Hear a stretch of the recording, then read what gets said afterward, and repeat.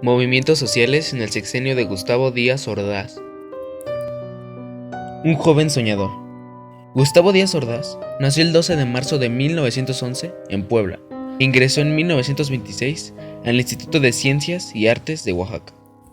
En 1938, el grandísimo cacique de Puebla, Maximino Ávila Camacho, reconoció de su talento y lo nombró presidente de la Junta Central de Conciliación y Arbitraje.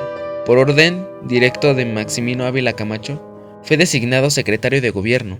Después, en 1942, su gran amigo Maximino le apoyó para ostentar la diputación del primer ministro de Puebla, y en 1945 se convirtió en senador. Durante su cargo en el Honorable Senado de la República, formó dúo con el simpático Adolfo López Mateos, y cuando este último alcanzó la presidencia en 1958, nombró a Gustavo secretario de Gobernación. López Mateos y Díaz Ordaz de alguna manera se complementaban. Mientras el presidente salía al exterior para comenzar a forjar la política exterior mexicana, en conjunto con la Secretaría de Relaciones Exteriores, Díaz Ordaz se hacía cargo del interior.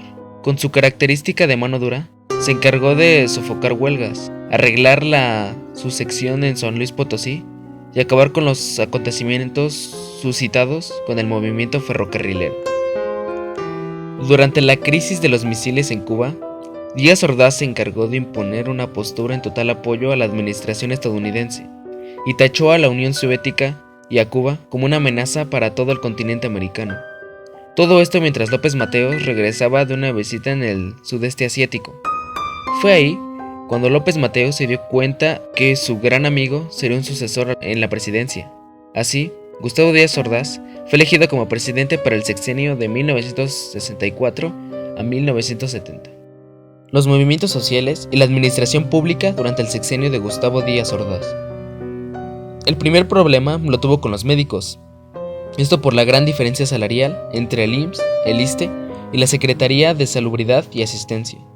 Ante una amenaza de huelga, la dirección del Hospital 20 de Noviembre destituyó a 200 médicos, y estos formaron la Asociación Mexicana de Médicos Residentes y exigieron su recontratación, pero Díaz Ordaz no era aquel que aceptara presiones y mucho menos amenazas.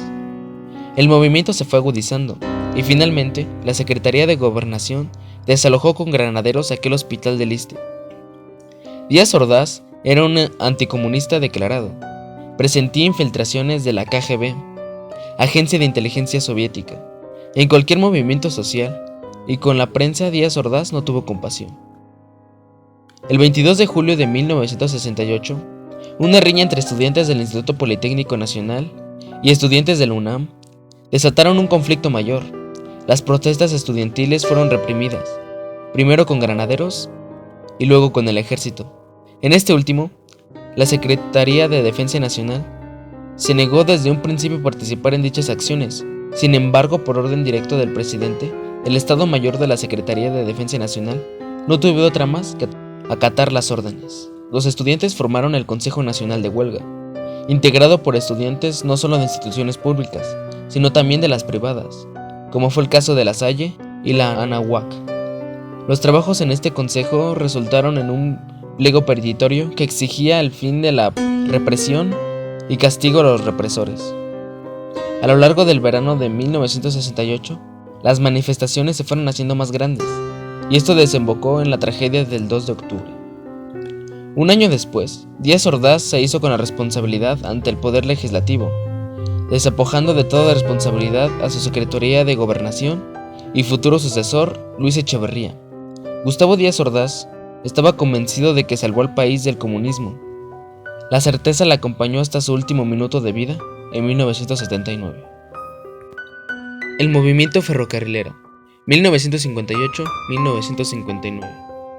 El movimiento ferrocarrilero, primero por mejoras salariales e inmediatamente después por democracia sindical, se inició el 2 de mayo de 1958 con la formación de la Gran Comisión pro Aumento de Salarios y se consolidó con la proclamación del Plan del Sureste el 12 de junio y el estallido de paros a partir del 26 de ese mes.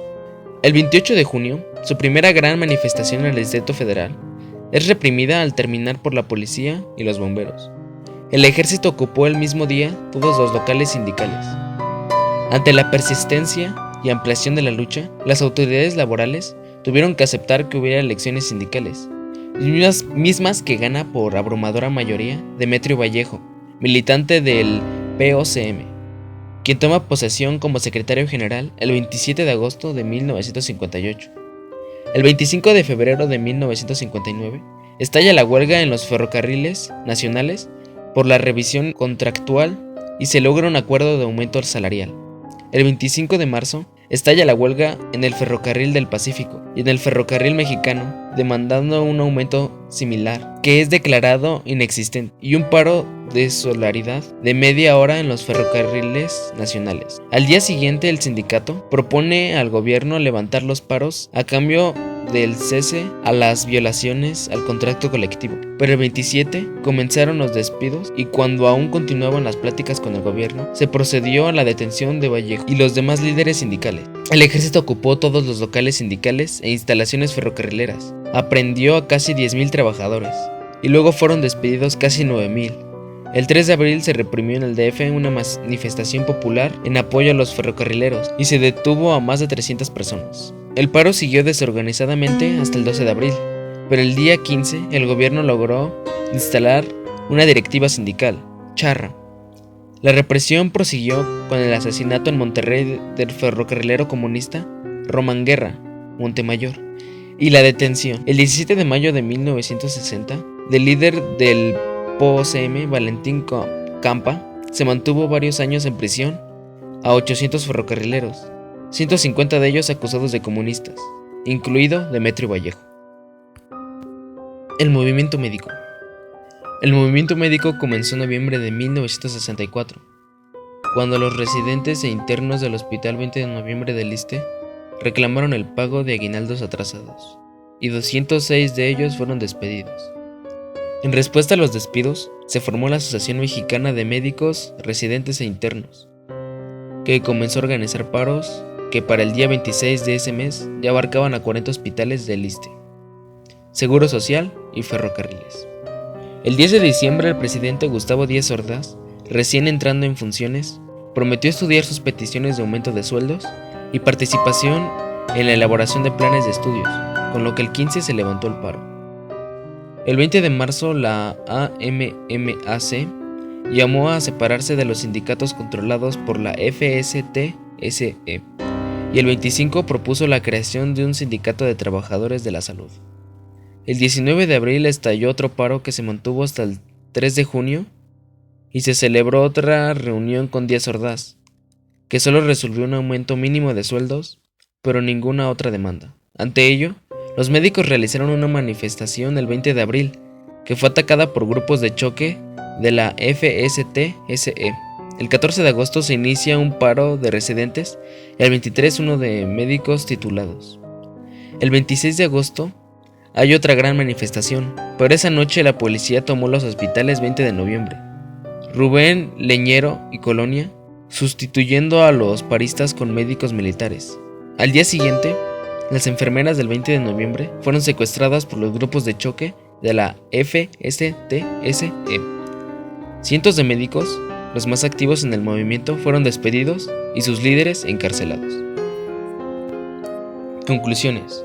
Los movimientos generados en el sexenio de Díaz fueron de los más notorios para su época, ya que representaban la represión y el exceso de fuerza por parte del gobierno, incluyendo su falta de compromiso al no solucionarlos de la manera pacífica.